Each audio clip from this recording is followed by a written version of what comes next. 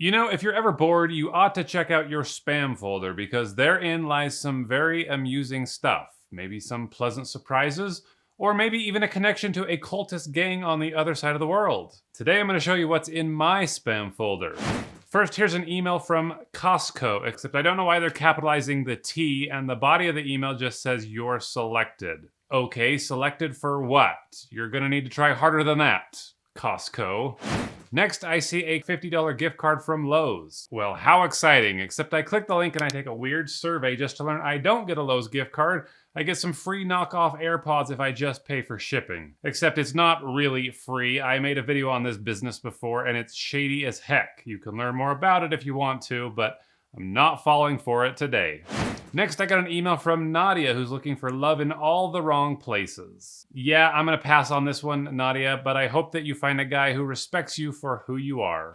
Here's an email saying, thank you for contacting spermbank.com. Excuse me, I've never contacted spermbank.com, and who is Eva, and why does she want to meet me? I guess the secret lies behind this link that they've sent me, and I'm just as curious as you guys, but don't go clicking on links without checking them first. You can actually go to a site like urlscan.io and enter the link and it will analyze it for you and even give you a preview of what's there before you actually click on it. But when I do it for this sperm bank website, I learned that it's been removed because it violated some terms and conditions.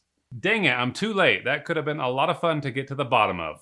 Hey, here's someone who thinks my prostate is the size of a lemon and they want me to watch a video that the medical industry doesn't want me to see. Oh, too late, it's gone, what a shame. Hey, here's an email from Shopify saying, Dear Custom. Well, that's the first red flag. Learn to spell, you scammers. They go on to tell me that my bank has been disconnected and I need to regularize the situation. Yeah, sure. So I click the link and I'm warned that this looks suspicious, but I say, let's click it anyway.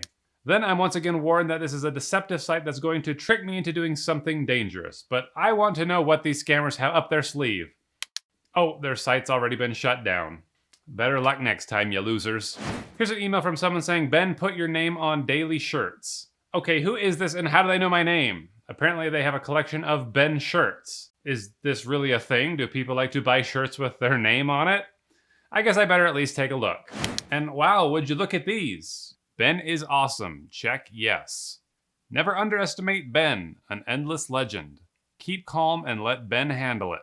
Okay, these are stupid, but for fun, I end up ordering one that says, no, I'm not a superhero, I'm something much more powerful. I'm Ben. And would you look what just showed up? Well, this is the ugliest thing I've ever worn.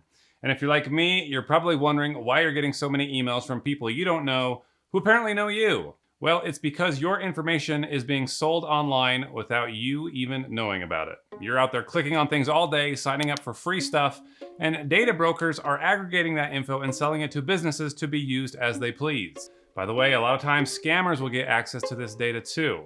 Now, the good news is that you have rights. You can tell them to delete the information that they have on you.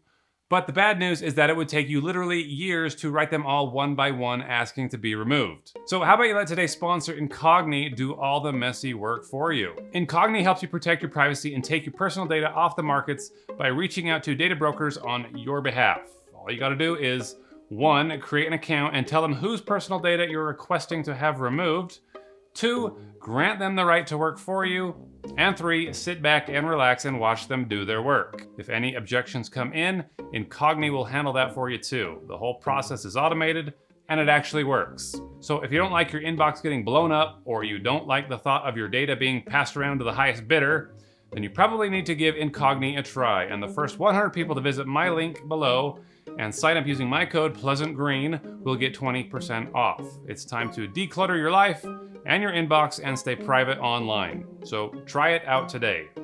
All right, here's a crazy one. A lady named Jane Williams writes me and says, I'm pleased to inform you that your RBC Royal Bank is ready to transfer your funds. You're required to send your banking details so that we can transfer to any of your accounts anywhere. I expect your urgent response to this email and do confirm receipt of the email. You are advised to send the information to the bank for electronic funds transfer to your account immediately within 24 hours. Sincerely yours, regards, Mrs. Jane Williamson, Customer Services, RBC Bank, Canada.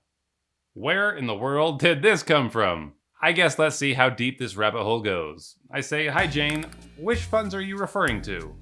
And Jane replies, she says, attention. This is to acknowledge the receipt of your email. Please send to me your personal and bank account details for funds transfer to your account. Okay, so she asked for my banking information because apparently she wants to send me an award from the Coca-Cola company for $12 million. You know someone has fallen for this, otherwise they wouldn't be wasting their time responding to me. But let's play along. I just give them a fake bank account from Bank of America and I tell them to send the funds there. And she writes back and she says the transfer of your fund amounting to the sum of 12 million United States dollars will take place 1st of May 2022. Wait, what? They're really gonna send me the money? Maybe I should have given them my real account. But on May 1st, I get an email from Robin Blank saying that the fund transfer has been completed successfully, but is signed by a guy named David McKay, who I guess is the president of the Royal Bank of Canada. And he attaches a transfer slip to prove that the transfer went through. I made that bank account up. There's no way that the transfer went through. And that's probably why I got another email with a notice from the Department of Treasury saying there's been a stop order of 12 million United States dollars in favor of Benjamin Dover, and it's signed by the Department of Treasury Secretary Janet Yellen. Dang it, Janet, stay out of this. So Robin or David or whoever this is says find as attached a U.S. Department of Treasury fund transfer suspension order which came to us overnight. The United States is at it again. They were always giving us problem as regards fund transfer because of a few terrorists and drug dealers. Those drug dealers always ruin everything. But this person tells me I'm to make an urgent arrangement on how to secure the required documents as quickly as possible due to the 72 hours given by the U.S. authority. I will send the documents requested by the U.S. authority as soon as I receive them from your local representative to effect the release of the transferred sum into your bank account.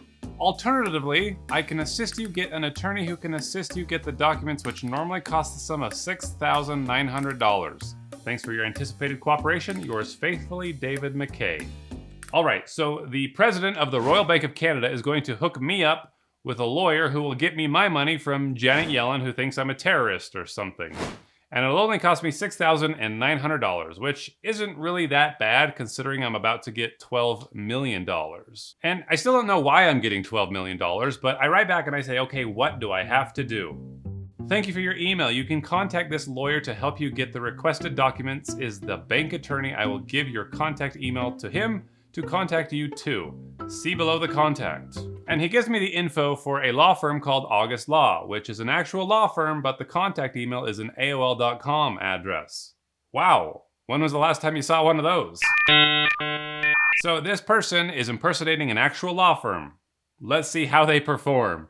I write them and I say, hello, can you help me with my documents? And then I soon get a message from Gary August, the lead attorney. You've got mail. And he says, sir, your partner David McKay from Royal Bank of Canada has come to my office and said that you need my service to get some documents at the United States Department of the Treasury, which I have accepted. I have been to the office and your details are authentic. My details aren't authentic, I made them up on the spot. He said, before I can carry out my legal obligations to you, I have some conditions to meet before that can be done. I have to get sworn affidavit from the Federal High Court.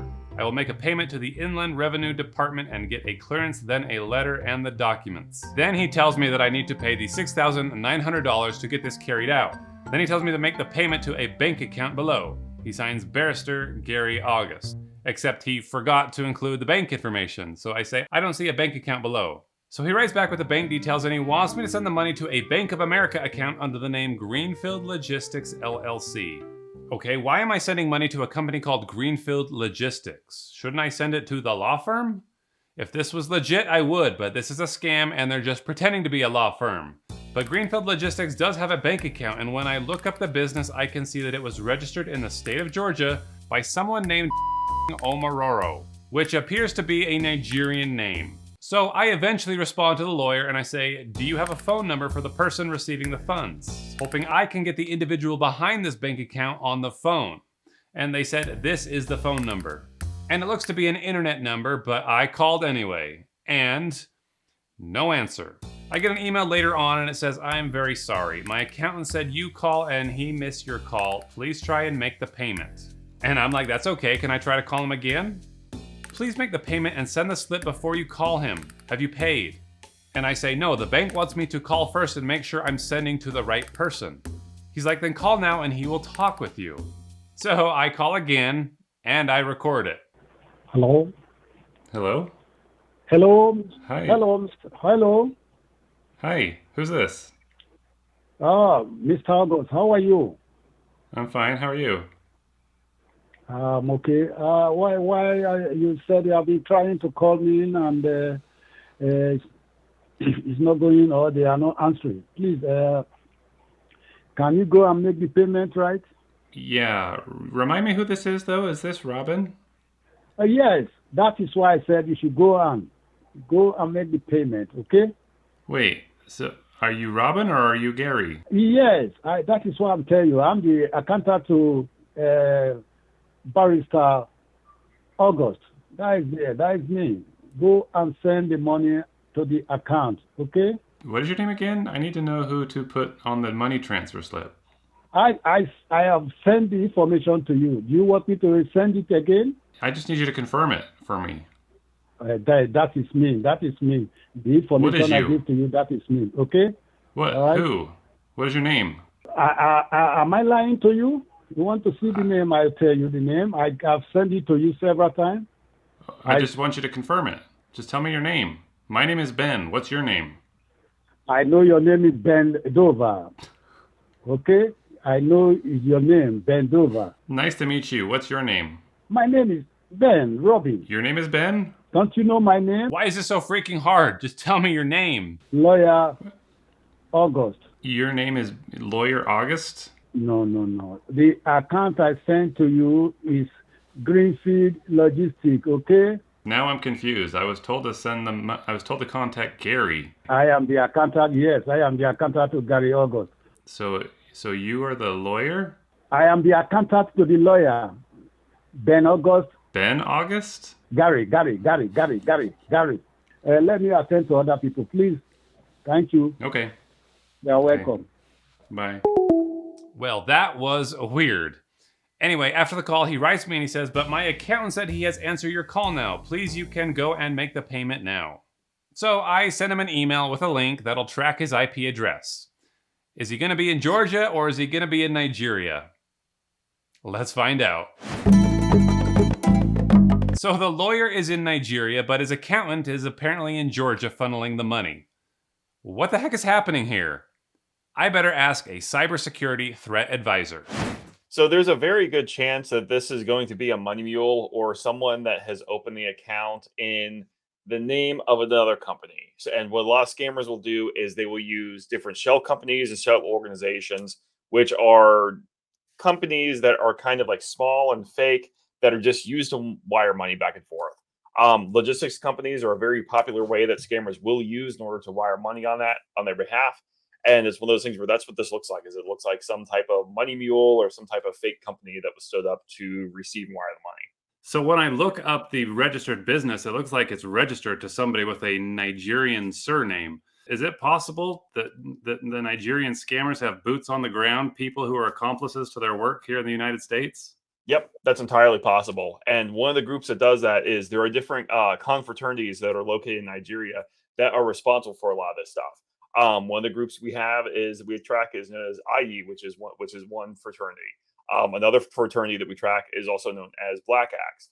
There's a really great BBC documentary that kind of talked about all of the fraud and all of the things that they're responsible for. But when it comes to tracking these scammers, they're one of the larger groups who's responsible for doing a lot of this work. And when it comes to tracking this stuff, Black Axe is one of the more difficult groups to track because a lot of the ways that how they hide, they operate, and other names that like to go under as well. So eventually he writes back and he says, "I am waiting. Please don't waste my time. I have other things doing." And I say, like what? What's there to do in Nigeria right now? Yeah, he didn't write back after that, which means he knows that I'm smarter than him. But what are we going to do with this guy in Georgia? One of the best ways to report it is depending on where you are and what country you are. So if you're located in the United States, the Internet Cybercrime and Complaint Center, or IC3, is responsible for taking all of these complaints. So file a report with them. They can go ahead and take that information, take those metrics, and use that to track. They're the public reporting agency for the FBI, and they very much have that the ability to kind of pass that stuff internally. If you're in the UK, I'm sure that the NCA has lots of ability in order to track this stuff too. So find the best way to submit to them or whatever your local federal organization and government is to pass that information over to. Well, everyone, watch out for these mules and report them if you see them. And also watch out for other crazy things in your spam folder. What's the craziest thing that you've ever seen? Let me know below in the comments. So be safe, y'all, and I will see you next time.